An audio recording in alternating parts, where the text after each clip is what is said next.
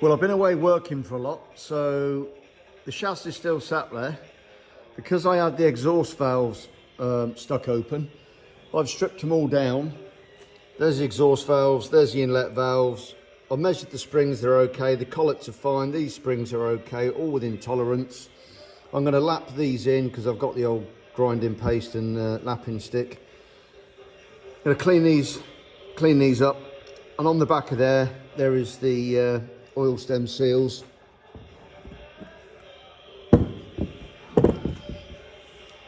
One there for the exhaust, two there for the inlet. I'm going to replace those. I'm going to clean all this up, but before I do all that, this is coming off for the water cooling, and I'll replace the O-ring in there.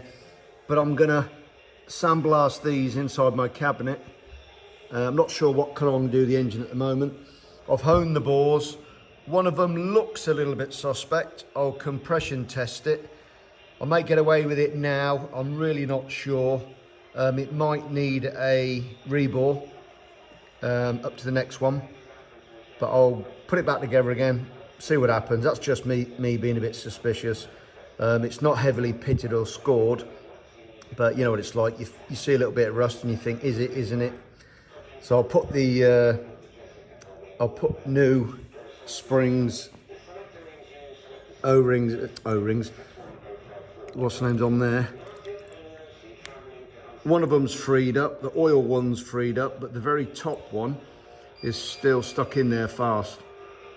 So I shall put a little bit of heat on it. I've left it submerged in the penetrating oil. I'll give it a bit of assistance with a pick, very, very fine one. See if I can get that to go.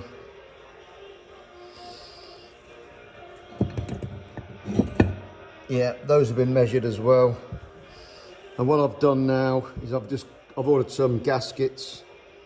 The gudgeon pin's all right. The top end, bottom end are fine on the gudgeon pins, and the bottom crank bearings are fine, all within tolerance. I've stripped the nitron spring down just so I can get in there really and clean it and have a good look at it. So here it is, just putting it back together now. Clean each individual part up, lay it out on the bench so you know exactly which way it all goes back together again. It's all fairly basic stuff.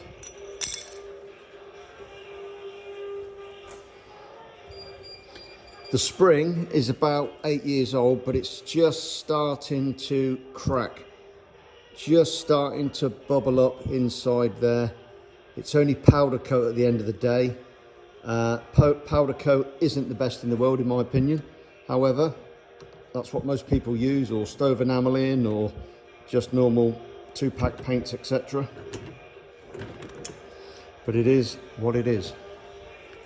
I shall probably let it go for a while longer, and then I'll see about getting it off and blasting it at some point. I'm not going to do it right now.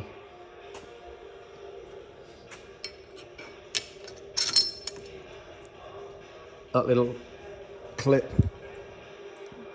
goes into a groove, and that stops that there retainer coming off, because this is the bottom of this spring. Obviously the adjuster has got holes in it just there.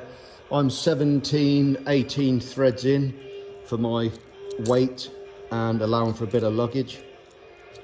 This is normally a two-finger job, however, sorry, two-handed job. Might be able to get it on with the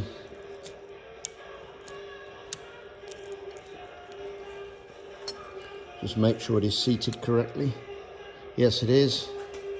And now when that, there you go, that stops it. It will just hit against that. It's only about 0.5 of a mil sticking out. That will seat on there. That's the bottom adjuster, the plus and minus. And then you can see the gap between the spring.